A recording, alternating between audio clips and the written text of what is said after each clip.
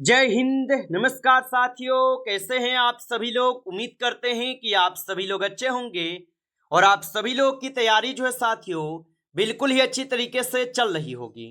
तो साथियों, आज की इस क्लास में हम सभी लोग जो है MPESB PNST pre nursing exam 2026 के लिए जो है टॉप ऐसे इंपोर्टेड और चुनिंदे प्रश्नों को देखेंगे जो कि साथियों आपके 10 जुलाई के एग्जाम के लिए जो है काफी ही इंपॉर्टेंट है। तो आप इस क्लास को बिल्कुल अच्छी तरीके से लास्ट तक देखिएगा और इस क्लास में दिए जाने वाले इन सभी क्वेश्चनों को आप अच्छी तरीके से जरूर याद कर लीजिएगा, क्योंकि साथियों आज की इस क्लास में हम सभी लोग उन ही सभी क्वेश्चन को देखने जा रहे हैं जो कि क्वेश्चन आपके MP के अलग अलग एग्जाम में आप देखेंगे ये प्रश्न बार बार पूछे जाते हैं। तो बिल्कुल आप इस क्लास को अच्छे से देखिएगा और इस क्लास में दिए जाने वाले सभी क्वेश्चन को एक एक करके याद कर लीजिएगा। तो चलिए क्लास को स्टार्ट करते हैं और देखिएगा कि क्वेश्चन जो है क्या पूछा है। क्वेश्चन पूछा है कि मानव शरीर में रेनिन का स्राव जो है यह किस अंग से होता है। चलिए बताएंगे। ये सभी क्वेश्चन चुनिंदे क्वेश्चन है जो कि आपके एग्जाम में 100% ये सभी क्वेश्चन आपको पूछे जाएंगे और बताएंगे आप यहाँ पे कि मानव शरीर में रेनिन का स्राव जो है यह किस अंग से होता है। तो ये होते हैं आपके ब्रिक से। ऑप्शन यहाँ पे सी जो है सही जवाब होगा, ब्रिक से हो जाएंगे। चलिए अगला प्रश्न यहाँ पे देखेंगे और यहाँ पे प्रश्न पूछा है कि जय जवान और जय किसान का नारा जो है ना किसने दिया था। चलिए बताइएगा आप यहाँ पे कि जय जवान और जय किसान का नारा किसने दिया था। तो जय जवान और जय किसान का नारा लाल बहादुर शास्त्री दिए थे। ऑप्शन यहाँ पे जो है सी इस क्वेश्चन का सही जवाब है, लाल बहादुर शास्त्री दिए थे। अगला प्रश्न यहाँ पे देखेंगे कि मानव शरीर में बाइल का निर्माण जो है ये कहाँ होता है। चलिए बताएंगे आप यहाँ पे। तो मानव शरीर में बाइल का निर्माण कहाँ पे होते हैं। तो यहाँ पे इस क्वेश्चन का आप सही जवाब जो है ऑप्शन आप सभी लोग बी करेंगे, यकृत में होगा। ऑप्शन बी सही जवाब है। चलिए अगला प्रश्न यहाँ पे देखेंगे कि किसी उत्तल दर्पण द्वारा बना प्रतिबिंब जो है सदैव कैसा होता है। तो याद रखेंगे कि किसी उत्तल दर्पण द्वारा बना प्रतिबिंब सदैव कैसा होता है। तो याद रखेंगे ये होते हैं आभासी एवं सीधा। ऑप्शन यहाँ पे आप लोग का जो है बी सही जवाब हो जाएंगे, आभासी एवं सीधा हो जाएंगे। चलिए अगला प्रश्न यहाँ पे देखेंगे और यहाँ पे प्रश्न पूछा है मानव शरीर में सबसे अधिक ऑक्सीजन की खपत जो है ये किस अंग द्वारा होती है। तो मानव शरीर में सबसे अधिक ऑक्सीजन की खपत किस अंग द्वारा होती है। तो ये होते हैं आपके किस अंग के द्वारा। तो ये मस्तिष्क के द्वारा होते हैं। ऑप्शन यहाँ पे बी सही जवाब है। अगला प्रश्न यहाँ पे देखेंगे और यहाँ पे प्रश्न पूछा है कि मानव शरीर में सबसे बड़ी श्वेत रक्त कोशिका जो है कौन सी है। तो मानव शरीर में सबसे बड़ी श्वेत रक्त कोशिका कौन सी है। तो यहाँ पे सही जवाब ऑप्शन आप सभी लोग का सी होगा, मोनोसाइट हो जाएंगे। ऑप्शन सी जो है यहाँ पे सही जवाब है। अगला प्रश्न यहाँ पे देखेंगे भारत में विश्व योग दिवस जो है यह कब मनाया जाता है। चलिए बताइएगा आप यहाँ पे। तो भारत में विश्व योग दिवस कब मनाए जाते हैं। तो यहाँ पे इस क्वेश्चन का सही जवाब बी करेंगे, 21 जून को। ऑप्शन यहाँ पे बी सही जवाब होगा, याद रखेंगे। चलिए अगला प्रश्न यहाँ पे देखिएगा कि मानव शरीर में सबसे लंबी तंत्रिका कौन सी है। तो मानव शरीर में सबसे लंबी तंत्रिका जो है कौन से हो जाएंगे। तो यहाँ पे इस क्वेश्चन का आप सही जवाब जो है ऑप्शन यहाँ पे आप सभी लोग जो है बी करेंगे। ऑप्शन यहाँ पे बी सही जवाब है, याद रखेंगे आप सभी लोग।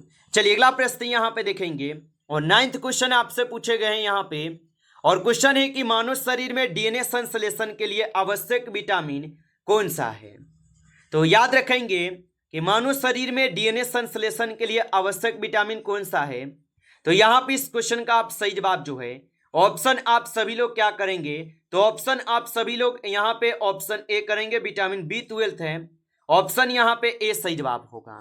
चलिए अगला प्रश्न यहाँ पे देखेंगे और यहाँ पे 10th नंबर क्वेश्चन है भारत का राष्ट्रीय गीत कौन सा है। चलिए बताएंगे आप यहाँ पे। तो भारत का राष्ट्रीय गीत कौन सा हो जाएगा।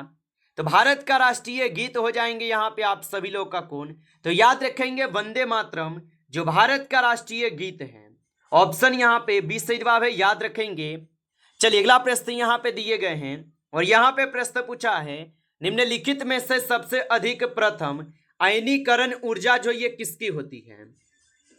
तो निम्नलिखित में से सबसे अधिक प्रथम आयनीकरण ऊर्जा किसकी होती है? तो ये होते हैं आपके किसका? तो यहाँ पे इस क्वेश्चन का सही जवाब ऑप्शन डी कीजिएगा। चलिए अगला प्रश्न यहाँ पे देखेंगे और यहाँ पे प्रश्न पूछा है कि मानव शरीर में सबसे अधिक मात्रा में पाए जाने वाला प्लाज्मा प्रोटीन जो है कौन सा है? चलिए बताइएगा आप यहाँ पे। और आप अभी तक इस क्लास को लाइक नहीं किए हैं तो क्लास को एक बार आप लाइक कर लीजिएगा। नए हैं आप इस चैनल पे तो चैनल को भी सब्सक्राइब करके ऑल नोटिफिकेशन को ऑल पे दबा के जुड़ जाइए, जिससे कि जब भी कोई नई क्लास हो सबसे पहले क्लास का नोटिफिकेशन जो है आपके पास पहुंच सके। तो आप इस चैनल को जो है सब्सक्राइब जरूर कर लीजिएगा। और बताएंगे आप यहाँ पे कि मानव शरीर में सबसे अधिक मात्रा में पाए जाने वाला जो है प्लाज्मा प्रोटीन कौन सा है? तो यहाँ पे सही जवाब ऑप्शन ए करेंगे। ऑप्शन ए यहाँ पे इस क्वेश्चन का सही जवाब है। चलिए अगला प्रश्न यहाँ पे देखेंगे, मानव शरीर की सबसे बड़ी जो है ग्रंथि कौन सी है? तो याद रखेंगे कि मानव शरीर की सबसे बड़ी ग्रंथि जो है कौन सी है?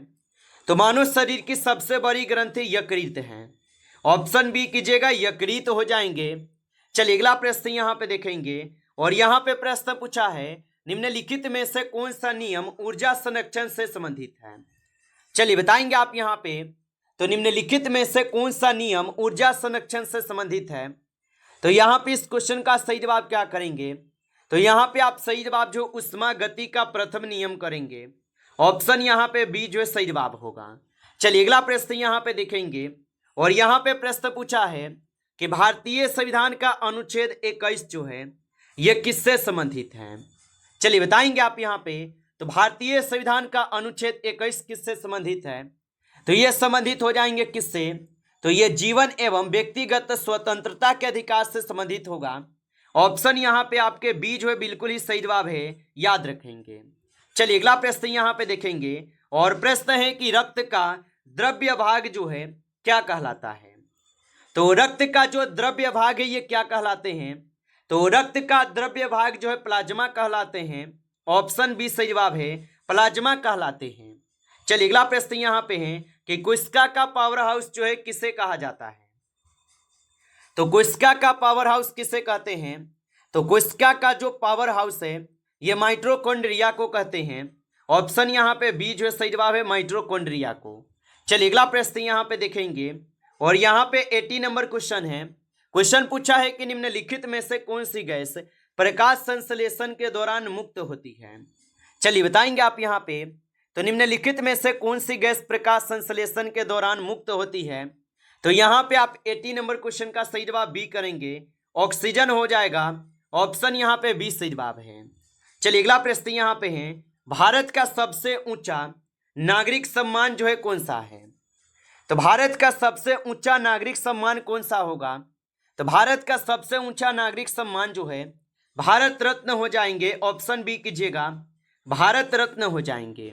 अगला प्रश्न यहाँ पे दिए गए हैं और 20 नंबर क्वेश्चन है कि एसआई पद्धति में ऊर्जा की इकाई जो है क्या है? तो एसआई पद्धति में ऊर्जा की जो इकाई है ये आप सभी लोग का यहाँ पे जूल होगा। ऑप्शन बी करेंगे आप, सही जवाब जूल हो जाएंगे, याद रखिएगा। चलिए अगला प्रश्न यहाँ पे दिए गए और प्रश्न पूछा है कि प्रकाश का जो अपवर्तन है ये किस कारण होता है? तो याद रखेंगे प्रकाश का अपवर्तन किस कारण होते हैं? तो प्रकाश का जो अपवर्तन है ये होते हैं किसके कारण? तो ये आपके होते हैं किसके कारण? तो यहाँ पे इस क्वेश्चन का सही जवाब क्या लगाएंगे? तो माध्यम बदलने पर प्रकाश के वेग में परिवर्तन, यानी ऑप्शन बी जो है यहाँ पे सही जवाब है। आगे देखेंगे अगला प्रश्न यहाँ पे है, जून 2026 में भारत में पहली विश्व योगा सन खेल चैंपियनशिप जो है ये कहाँ शुरू हुई? तो जून 2026 में भारत में पहली विश्व योगासन खेल चैंपियनशिप कहाँ शुरू हुई है? तो ये शुरू हुए थे आपके अहमदाबाद में। ऑप्शन यहाँ पे बी कीजिएगा, अहमदाबाद में होगा, याद रखेंगे। चलिए अगला प्रश्न यहाँ पे देखेंगे और यहाँ पे प्रश्न है कि मनुष्य में गैसों का आदान प्रदान जो है कहाँ होता है? तो मनुष्य में गैसों का आदान प्रदान कहाँ होता है? तो मनुष्य में गैसों का आदान प्रदान कहाँ पे होते हैं? तो 23 क्वेश्चन का सही जवाब जो है ऑप्शन सी करेंगे यहाँ पे। आगे देखेंगे अगला प्रश्न यहाँ पे दिए गए हैं। प्रश्न पूछा है कि निम्नलिखित में से कौन सा धातु सामान्य ताप पर द्रव्य अवस्था में पाया जाता है? चलिए आंसर लगाइएगा। कि निम्नलिखित में से कौन सा अधातु सामान्य ताप पर द्रव्य अवस्था में पाया जाता है। तो यहाँ पे आप सही जवाब ऑप्शन बी करेंगे, ब्रोमीन होगा। ऑप्शन यहाँ पे बी सही जवाब है। चलिए अगला प्रश्न यहाँ पे दिए गए कि रक्त में ऑक्सीजन का परिवहन मुख्यतः किसके द्वारा जो है होता है। तो रक्त में ऑक्सीजन का परिवहन मुख्यतः किसके द्वारा होता है। तो रक्त में ऑक्सीजन का जो परिवहन है ये मुख्यतः होते हैं किसके द्वारा। तो ये हीमोग्लोबिन के द्वारा होते हैं। ऑप्शन यहाँ पे बी सही जवाब है। चलिए अगला प्रश्न यहाँ पे है कि आवर्त सारणी में सबसे हल्का तत्व जो है कौन सा है। तो आवर्त सारणी में सबसे हल्का तत्व कौन सा है। तो यहाँ पे 26 नंबर क्वेश्चन का सही जवाब ऑप्शन यहाँ पे बी हो जाएंगे। ऑप्शन यहाँ पे बी कीजिएगा, हाइड्रोजन हो जाएंगे। ऑप्शन बी सही जवाब है। चलिए अगला प्रश्न यहाँ पे देखेंगे कि मानव शरीर में सबसे बड़ी जो है धमनी कौन सी है। तो मानव शरीर में सबसे बड़ी धमनी कौन सी है। तो मानव शरीर में सबसे बड़ी धमनी जो है यहाँ पे महाधमनी हो जाएगा। ऑप्शन बी कीजिएगा, महाधमनी होगा, याद रखेंगे। चलिए अगला प्रश्न यहाँ पे दिए गए निम्नलिखित में से कौन सा एक निष्क्रिय गैस है। चलिए बताएंगे आप यहाँ पे। तो निम्नलिखित में से कौन सा एक निष्क्रिय गैस होगा। तो 28 क्वेश्चन का आप सही जवाब ऑप्शन यहाँ पे सी जो है सही जवाब हो जाएंगे, हीलियम होगा। ऑप्शन सी सही जवाब है। चलिए अगला प्रश्न यहाँ पे देखेंगे कि ध्वनि निर्वात में क्यों नहीं चल सकती है। तो याद रखेंगे कि ध्वनि जो है ये निर्वात में क्यों नहीं चल सकती। तो ध्वनि जो है ये निर्वात में क्यों नहीं चल सकती। तो निर्वात में कण नहीं होते हैं जिसके कारण ध्वनि जो है ये निर्वात में नहीं चल सकती। ऑप्शन यहाँ पे बी सही जवाब है, याद रखेंगे। चलिए अगला प्रश्न यहाँ पे देखेंगे। यहाँ पे प्रश्न पूछा है कि मानव शरीर में सबसे बड़ी शिरा जो है कौन सी है। तो याद रखेंगे कि मानव शरीर में सबसे बड़ी शिरा कौन सी है। तो मानव शरीर में सबसे बड़ी शिरा जो है वेना कावा होगा। ऑप्शन बी कीजिएगा, यहाँ पे सही जवाब वेना कावा होगा। आगे देखेंगे अगला प्रश्न यहाँ पे दिए गए कि मानव शरीर की सबसे बड़ी कोशिका जो है ना कौन सी है। तो मानव शरीर की सबसे बड़ी कोशिका कौन सी है। तो मानव शरीर की सबसे बड़ी कोशिका जो है यहाँ पे अंडाणु हो जाएगा। ऑप्शन बी कीजिएगा आप, यहाँ पे सही जवाब अंडाणु होगा। अच्छे से इनको याद रखेंगे। चलिए अगला प्रश्न यहाँ पे देखेंगे निम्नलिखित में से कौन सा सबसे अधिक अभिक्रियाशील जो है क्षारीय धातु है। चलिए बताएंगे आप यहाँ पे। तो निम्नलिखित में से कौन सा सबसे अधिक अभिक्रियाशील क्षारीय धातु है। तो यहाँ पे इस क्वेश्चन का सही जवाब डी करेंगे। ऑप्शन यहाँ पे डी जो इस क्वेश्चन का सही जवाब है।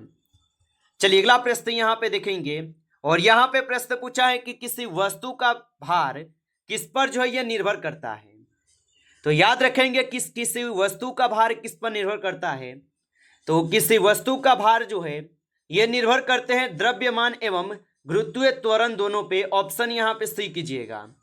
चलिए अगला प्रश्न यहाँ पे देखेंगे और यहाँ पे प्रश्न है कि मनुष्य के हृदय में ऑक्सीजन युक्त रक्त जो है ये किस कक्ष में सबसे पहले जो है पहुंचता है। तो मनुष्य के हृदय में ऑक्सीजन युक्त रक्त किस कक्ष में सबसे पहले पहुंचता है। तो यहाँ पे आप सही जवाब ऑप्शन यहाँ पे सी करेंगे, बायां अलिंद होगा। ऑप्शन सी सही जवाब है। अगला प्रश्न यहाँ पे देखेंगे मनुष्य में पाचन का अधिकांश भाग जो है ये कहाँ होता है। तो मनुष्य में पाचन का अधिकांश भाग कहाँ होता है। तो मनुष्य में पाचन का जो अधिकांश भाग है ये छोटी आंत में होते हैं। ऑप्शन सी करेंगे, सही जवाब छोटी आंत में हो जाएंगे। नमस्कार साथियों, इस क्लास में जो है टॉप 35 क्वेश्चन थे जो काफी इंपॉर्टेंट क्वेश्चन थे। साथियों यदि आपको क्लास अच्छा लगा हो तो क्लास को लाइक करेंगे। नए जुड़े आप इस चैनल पे तो चैनल को सब्सक्राइब करके ऑल नोटिफिकेशन को ऑल पे दबा के जुड़ जाइए, जिससे कि जब भी कोई नई क्लास हो सबसे पहले क्लास का नोटिफिकेशन जो है आपके पास पहुंच सके। तो आप इस चैनल को सब्सक्राइब कर लीजिएगा। चलिए फिर मिलते हैं आपसे एक नेक्स्ट टॉपिक के साथ नेक्स्ट क्लास में। तब तक के लिए जय हिंद, जय भारत।